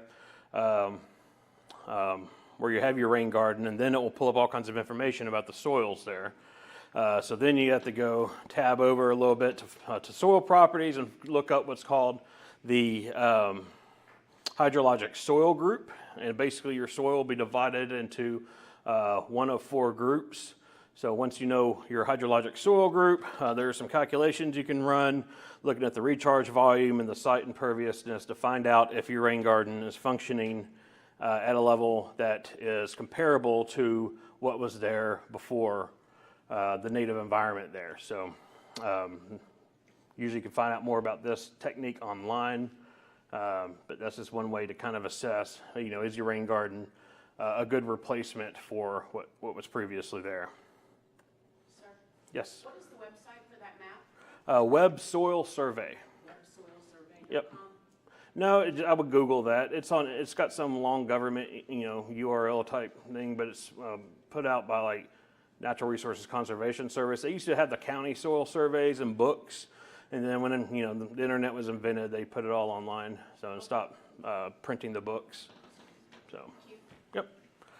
All right. So now you have your rain garden. You've decided the location. You got it all built. You need to plant it. How do you decide what plants go there? And again, this applies to your bioswell as well. So choose native species. Why do we choose native species? Like I said, they originally didn't start off in these rain gardens with native species, but I highly encourage you to choose native plants because they are already part of the web of life. And so when we're impacting changing the land, replacing natural habitat with impervious surfaces, parking lots, buildings, neighborhoods, turf lawns, we are removing that habitat, making it more difficult for pollinator species to survive. I mean, consider monarch butterflies. They leave the mountains in Mexico every spring, migrate up to northern Canada, and then migrate back and come back to Mexico by late summer or fall. What do they rely on along their migration routes? Anybody? Milkweed, right. And so monarch populations have really taken a hit in recent decades because we've changed the land so much that there's not as much milkweed along their flyways. So that's why a lot of people are trying to use more milkweed in their gardens as well. Plus, you get to see that monarch come through twice a year. That's kind of a benefit as well. So, but I like this quote by John Muir, who's one of my favorite naturalists. When we try to pick out anything by itself, we find it hitched to everything else in the universe. And so when we're using native plants, we're helping patch back in some of that habitat, helping to reweave some of that web of life back into our gardens, back into the built environment. So not only, if you are planting, if you like birds, plant native plants because they're going to attract pollinators.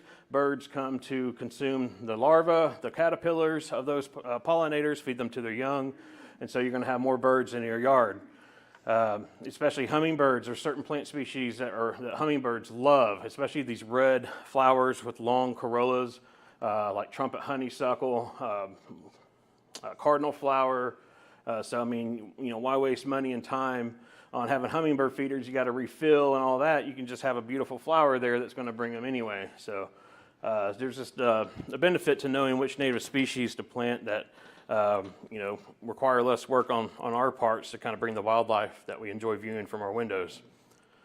So when we want to look at which plants would grow well in a certain area, it's going to kind of depend. Is your rain garden going to be in full open sun all day long? Is it going to be partially shaded throughout part of the day? Is it going to be in full shade throughout all the day? So you want to know where do a certain species like to grow in nature, and that's part of where it can kind of come in handy to know where these species like to grow in the wild, but a lot of times you can find information out there on the internet that will let you know this. There's also a great website, Missouri Botanical Gardens, which has great information on different native species and what their growth preferences are, or site condition preferences, but generally we're going to look at soil moisture, soil pH, and sunlight. Now, soil moisture, we're dealing with rain gardens. That's what's going to be important in this case. So where you plant a particular species is going to make a difference. So we can rely on what are called the wetland indicator statuses for this. These were developed by the U.S. Army Corps of Engineers. They're responsible for enforcing the Clean Water Act. Certain waterways and wetlands are regulated, considered jurisdictional waters. In order to impact them through construction projects, you have to get a permit, and so that's where they hire environmental professionals like myself. If somebody is wanting to build a development, a roadway, they know, okay, do I have any wetlands out here? And if I do, how many? And will we need to have a permit? And will we have to do any mitigation? That sort of thing. So you got to go out, find all the, categorize the plants, figure out where that boundary, that wetland is. So where are the wetland plants on one side and the upland plants on the other? And that's where these indicator statuses up here at the top help you determine that. But we can apply that here with with rain garden design, because we start off with OBL and FACW, which stands for obligate wetland and facultative wetland species. Obligate wetland plants like to be at or just above the low water mark. So consider a pond that always has water in it, right? Well, during the dry summer months, like we have now, that water level is going to go down a little bit. Well, those obligate wetland plants, things like cattails, buttonbush, they're going to be able to handle that periodic mud flat that happens there. But as soon as that water comes back up, they can handle the inundation. These typically are not going to be great for most rain gardens. These are going to be better for like an aquascaping type project or your pond edge, that sort of thing. Facultative wetland species are at or just above the average water mark. So they are able to handle whenever the water's at its average level, a little bit of inundation, as well as after a heavy rain, that water level goes up and then back down. So you get that high water mark, then it comes back down to average levels. So these are going to be able to do a little bit better in the lower area of your rain garden as rainwater is passing through there after the rain events. Facultative species, these like these transition zones between wet and dry areas. These like to be above the high water level. At or above the high water level. So these, will be dry most of the time, but after rain, water comes through there. So these would do much better also in a rain garden at the bottom or even on the uphill part of a rain garden, the upstream side where water is going to pass through. Whereas you might put facultative wetland species on the downslope side where water might stick around a little bit longer. And then if you have a berm around your rain garden, you're going to choose what are called facultative upland and upland species. And so to find out what the wetland indicator status is for a particular species, you can go straight to the U.S. Army Corps of Engineers website is one way to do it. It's a little less user-friendly, but if you Google U.S. Army Corps of Engineers National Wetland Plant List, it'll take you to where you can download a Excel spreadsheet of all these different species that they've assigned these wetland indicator statuses to, and you can look up your plant from there. Another way is to go to plants.usda.gov. This is the much easier way to go about it because once you go to that website, you can type in the plant name. It'll take you to the profile for that plant, and then there's a tab called Wetland that you can click on, and it'll show you what the wetland indicator status is for your species. Plants.usda.gov, so U.S. Department of Agriculture.gov. Different species have different indicator statuses depending on what part of the country they're found in, all right? So there are some species that grow all over the United States.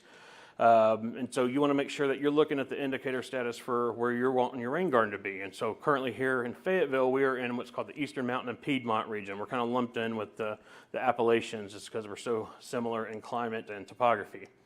If you're in southern or eastern Arkansas, that is where they define as the Atlantic Gulf Coastal Plain. So go a little bit further over into Oklahoma, you get into their Midwestern region and then the Great Plains region. So you just want to make sure that you're looking at where your rain garden's located and what region the Corps has assigned for your indicator status. And then make sure because some of them vary between region and region, some of them are more consistent. All right, so what about sunlight duration? Well, native plants that like full sun, these are going to prefer prairies, glades, these open areas. So if your rain garden is in an open area where nothing's going to obstruct the sun, that would be ideal. South-facing slopes often will get a lot of more sun. North-facing slopes here in the Ozarks get less sun because we are in the northern hemisphere, so the sun is slightly to the south. So if the slope is tall enough and you're far enough down, then sometimes these locations never get sun throughout the day. Or the south side of a house or building. Native plants for partial sun include open woodlands, forest edges, prairies, glades sometimes too. Sometimes these plants are also adapted to the occasional obstruction of sunlight. So planting on your east or west side of the building is going to be helpful there. Native plants for full suns are typically adapted to living under closed canopy forests. Most plant species prefer more sunlight, but there are a few that prefer full shade. So planting on the north side of house or building or north-facing slope is going to be ideal for these species. All right, so let's get into some specific species. Some facultative wetland species. These would go in the low area of your rain garden, more likely on the downstream side, so where it's going to contain moisture a little longer. So New England Aster likes full sun. Notice I have these sun symbols here in the corner. Cardinal flower likes full sun to partial shade. This is a hummingbird magnet that I mentioned earlier. If you like hummingbirds, you want to attract them to your yard, plant some of these. Great blue lobelia, another full sun, partial sun species. It's a facultative wetland species. Lobelia syphilitica is a species, it gets a species name because it was once used to treat syphilis. A little interesting factoid about that plant. 9 bark. It's also a full sun to partial sun. Has these beautiful blooms on it. I see it growing a lot along stream banks, which would make sense with it being a facultative wetland species. All right, facultative. So these are going to like to be above that average water level, but they can handle periodic water flowing through them. So this is going to be like, maybe in the bottom of your rain garden, but on the upstream side, or you can also put these on the berms as well. Roughleaf goldenrod,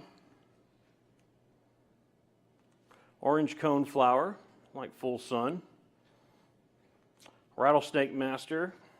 A friend of mine once told me that she thought Rattlesnake Master would be a really awesome heavy metal band name.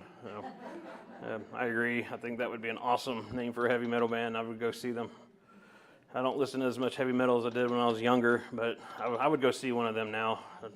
Maybe even get in the mosh pit. I don't know. Foxglove beard tongue, Penstemon digitalis. Eastern blue star, one of our Amsonias. It's a beautiful plant. Blooms in May. Likes full sun to partial sun. Joe Pye weed. This gets pretty tall, 5 to 7 feet. Also great for attracting pollinators. Golden Alexander, this one blooms in the spring, May through June. It's about done right now. Then if you want to add a shrub, northern spice bush. So this is a host plant for the spice bush swallowtail butterfly. Also is edible. The leaves you can use to make a tea. If you ever take spice bush leaf, crush it up, smell it, has a very citrusy scent. Makes a delicious tea. During the winter time, you can take the twigs, crush those up, make a tea with that as well. It's very delicious. These berries are used as an allspice substitute. Take them, let them dry out. They'll turn like a dark purple, almost like a black, purplish black color. And then crush them up and use them in place of allspice. Last fall, my daughter and I went out and collected some of these, and then she and my wife used them for our pumpkin pie at Thanksgiving. So it's a wonderful allspice substitute. And it blooms around the same time the forsythia bushes bloom. And they both bloom, of course, yellow flowers, so they can look very similar from a distance. But usually before any leaves are on the tree, you'll see these in bloom closer to water or north slopes, that sort of thing. They're a facultative species, so they tend to not like it in too dry areas. All right, so what about facultative upland species? Well, full sun, we can have some downy phlox. This would be ideal for on a berm or around the edges of a bioswell, a little higher up where the water is not going to be flowing through. Prairie beard tongue, one of our other penstemons. Purple beard tongue. And then what's typically called butterfly weed, but I'm jumping on the Doug Tallamy bandwagon. He's trying to rebrand this Monarch's Delight because the issue we have in the native plant landscaping communities, we have the word weed in too many of our plant names, and a weed is supposed to be something you don't want growing somewhere, right? So that just kind of sends the wrong message. People are like, oh, that's a weed, I want to get that out. It's like, so if we can recall it something different, Monarch's Delight, that really explains the value that this plant has in the ecosystem. So so far, my wife's on the bandwagon, and she's gotten her 6-year-old on the bandwagon. Now it's all in bloom, we're riding around. My 6-year-old calls it Butterfly's Delight, which that's good enough. So just trying to spread the word on that, because I think Doug Tallamy's onto something good there. Purple milkweed, full sun. Common milkweed, full sun. Upland areas, gray goldenrod. And aromatic aster. As well as purple coneflower. Oh, and I also want to say I'm happy to send these slides out to anyone who would like a copy as well. So, if you're moving the slides a little too fast for you to write something down, don't worry, I'll send these out. I'm just happy if you send me an email, I'll send you the PDF. Short bee balm. Garden phlox, this is blooming now. Just started noticing it. It usually starts in July. Dotted bee balm. Notice like one of our monardas, but it has these stacked flowers. A little bit different than many of our other monardas. For a shrub, American beautyberry.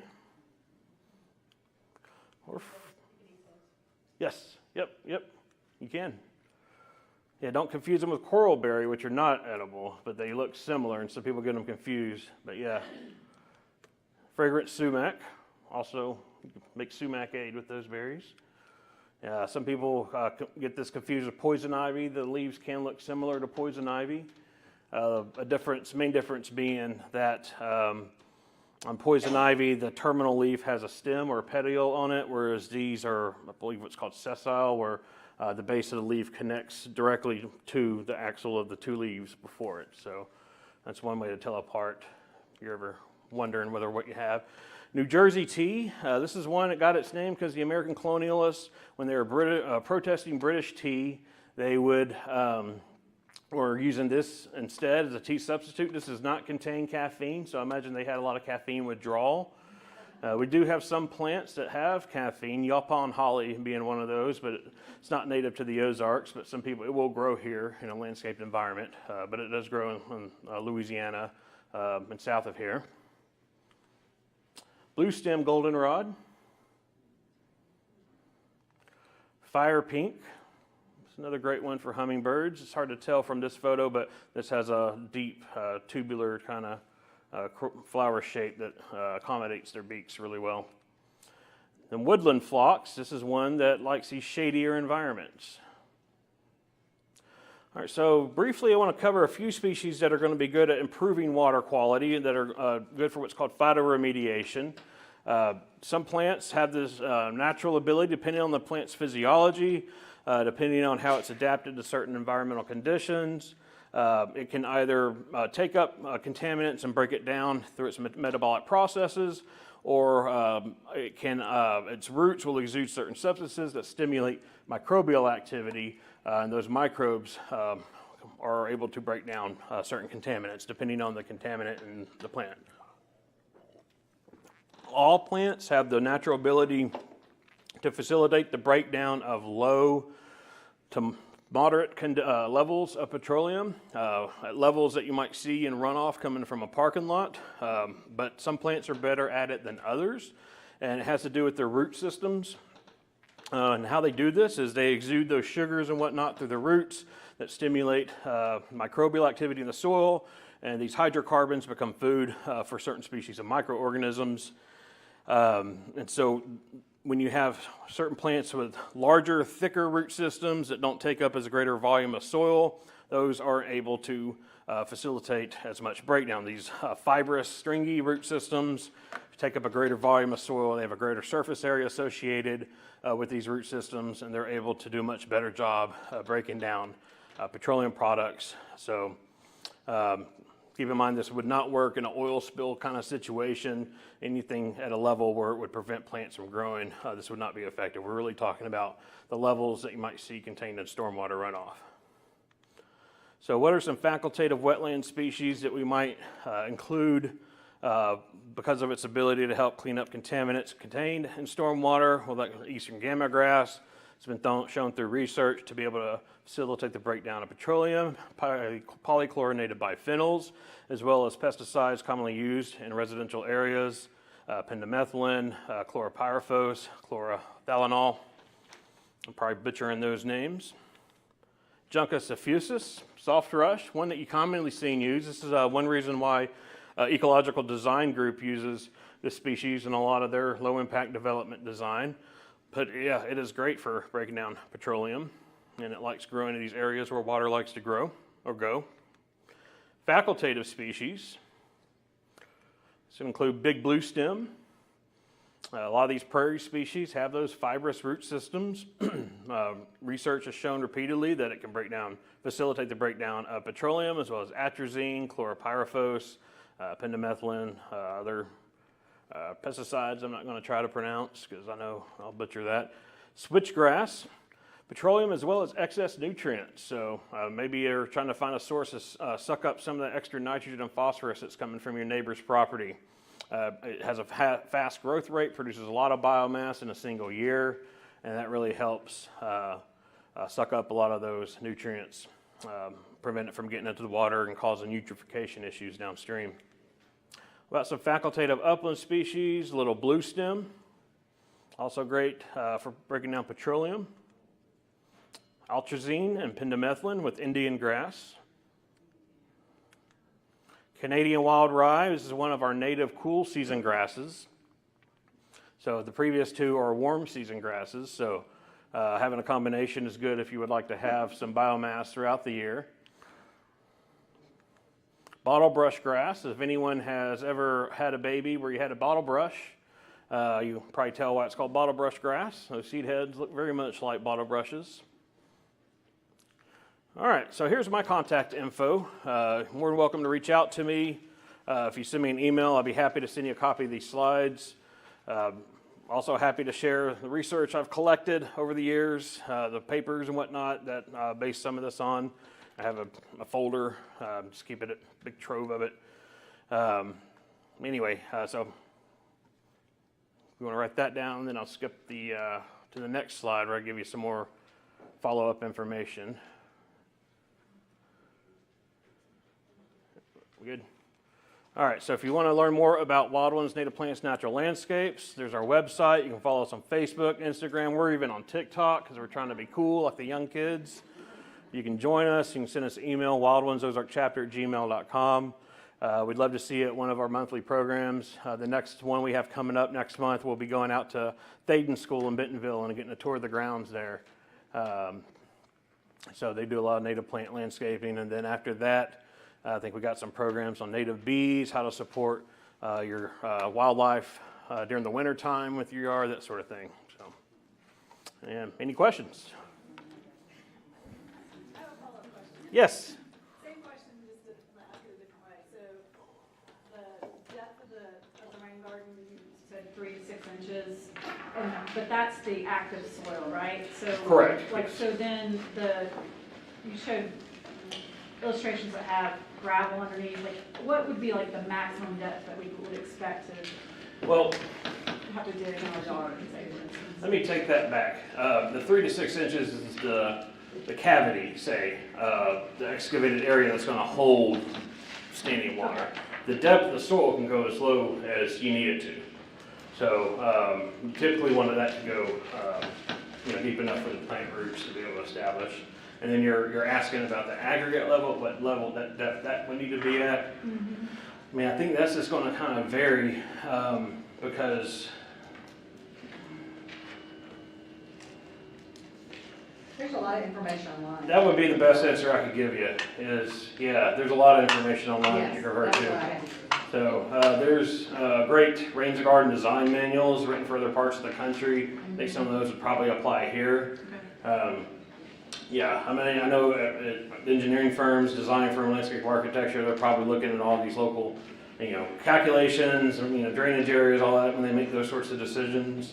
On something like a residential scale, it's probably not that involved.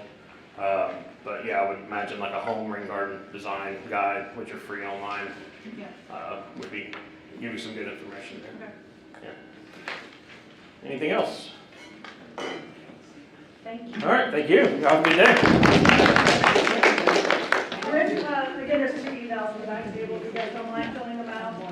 I mean, you just leave them in the box, we'll sort them out. Thanks, Eric. Yeah, no problem. Thank you.